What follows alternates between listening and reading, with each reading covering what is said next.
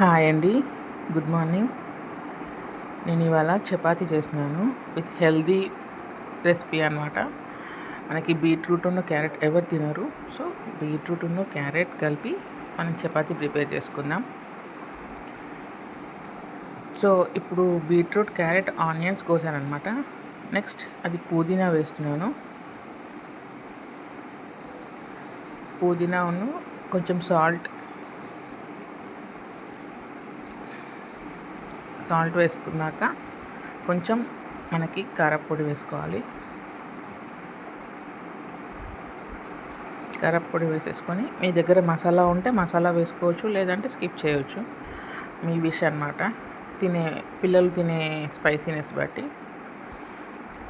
Okay, ఇప్పుడు అదంతా మంచిగా మిక్స్ చేసేసుకొని మనం సేమ్ చపాతీ, కొంచెం ఆయిల్ వేసాను, సేమ్ చపాతీ పిండిలాగా కలుపుకోవాలి. చూసారు కదా. నెక్స్ట్ ఇలా చపాతీ పిండిని మనం కొంచెం పౌడర్ వేసేసుకొని నార్మల్గా చపాతీ చేయడమే. కాకపోతే ఎప్పుడు చపాతీ చేసినట్టు సేమ్ అంటే పల్చగా రాదనమాట, కొంచెం థిక్నెస్లో వస్తుంది. కాకపోతే పిల్లలు ఈజీగా తింటారు, ఇది తీసేయలేరు. సో చూసారా, చపాతీ రెడీ అయింది. సారీ అండి, నాకు చిన్న క్లిప్ మిస్ అయింది అనమాట, చపాతీ కాల్చింది. సో నేను ఇంకో టైప్ ఆఫ్ చపాతీది క్లిప్ పెడుతున్నాను. సేమ్ ఇలాగా కాల్చుకోవాలి.